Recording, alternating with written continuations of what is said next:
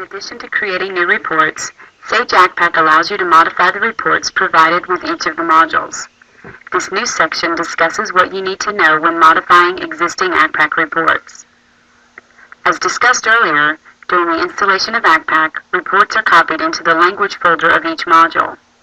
All provided reports use Sage Accpac ERP data and can be modified using Crystal. However, some reports use temporary database tables instead of the actual database tables. These reports are called data-piped reports. Data-piped reports are utilized in certain situations to perform an operation Crystal cannot perform or to speed the printing process for a report. In addition, some reports contain stored procedures so the report prints consistently under unique conditions. In most situations, data-piped reports operate as you expect, but it's good to be aware of them just in case. Let's take a look at editing existing Accpac reports. Once the report is finished, there are two choices on how it can be printed. It can be printed through Crystal Reports directly, similar to previewing the document, or through Accpac. Printing the report through Crystal, however, requires the person printing the report to have Crystal Reports on their workstation. Printing the report from within Accpac is the preferred method, similar to how Accpac reports are printed now.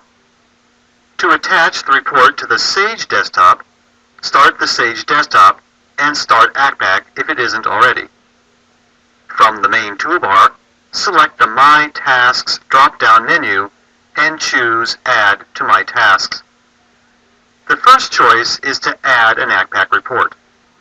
Select the option and click the Select button to browse for the report file name that was saved. Then enter a description to identify the report, such as Customer Documents Report. A new task group can be created, but let's place it in the default folder. Selecting the report from the My Task list, the report first displays the parameter screen, of which the criteria is selected. The report then prints using the entered criteria. The report can also be attached to Accpac using the standard Accpac desktop rather than the Sage desktop. To perform this, start Accpac using the Start, Programs, Accpac, Sage Accpac ERP option. In this view, the report can be placed anywhere you like within any of the Accpac folders or subfolders, rather than having to force it onto a custom menu. Let's place the report within the AR Transaction Reports submenu. Select Object, New, from the main menu, and choose Report. Enter the report name. Call it Customer Document Report. Click the Next button and then browse for the report. Then click Finish. The report appears as an icon just like the reports provided by Accpac. When the icon is clicked, Crystal displays the parameter screen. After selecting or entering the parameters, the report prints just like printing directly within Crystal Reports or the Sage desktop. Adding the report to either the Sage or Accpac desktop does not require that the workstation contains the Crystal Reports program. Only the Crystal Runtime Engine is necessary, and the Runtime Engine is provided by Accpac during the installation. Therefore, anyone having access to the report file and associated data will be able to print and refresh the report. It's probably worth noting that when a report is printed from the desktop, the report automatically refreshes using the database information from the company where it is being printed from. In other words, the report works for any Accpac database regardless of the database used when creating it, just as long as the report doesn't contain specific information that is only found in the database where the report was created. In addition to creating new reports, Crystal Reports also allows the modification of reports provided by Sage Accpac. Before changes can be made, the report name must first be determined by printing the report through Accpac. The report file name appears within the title section at the top left corner of each report. Knowing the file name, start Crystal Reports and open the report using the File Open menu. The English version of the Accpac reports are found within the ENG folder of the module, where Accpac is installed. Observing the report folder doesn't indicate if the report is data piped or not. The report has to be opened to determine that.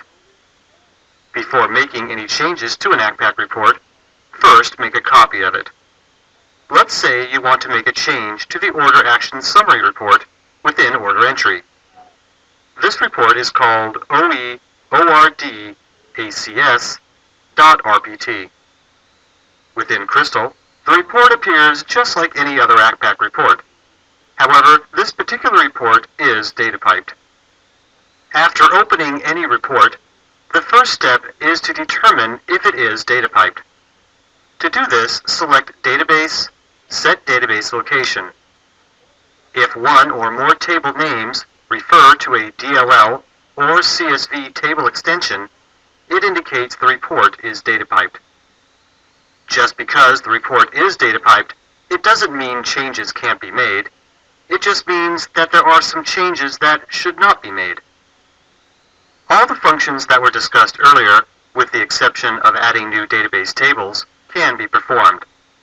The reason a new database table cannot be added is because data-piped reports create temporary tables, which Crystal eventually uses when printing the report. The temporary tables are not accessible directly because they are only created when the report is generated. Therefore, even if a database table was added to a data-piped report, the report ignores it. Actually, there is an exception. You can add a table to a data-piped report if it is linked as a sub-report, and if there is a field on the report where a link can be established. But this is an advanced topic that is covered in another course. There are a few rules regarding not only data pipe reports, but any existing Accpac report that is to be modified. The first rule is do not remove any field from the report. This includes database fields, formula fields, and even parameter fields. If you don't want a field to print, suppress it from printing rather than delete it from the report. The reason is because some fields are required to make other formulas and routines function. If a required field is removed, the report may not print correctly, or the report may not print at all. The removal of text fields is allowed, but it's best to suppress those as well in the event they are needed in the future. The second rule is to be careful when increasing or decreasing the report sections. Some sections are programmed to fit specifically within a certain area or on a specific size paper. Invoices and checks, for example. Changing the size of a section may cause a form type report to perform odd page breaks.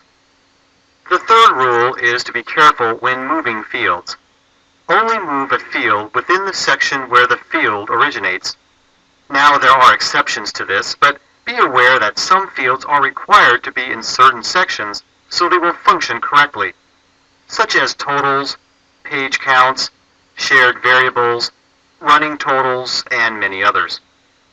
The last rule is, if a change is made to an existing report, save the report back to the same report file name, with the exception of form type reports, such as invoices and checks, because they have the ability to be selected when printed.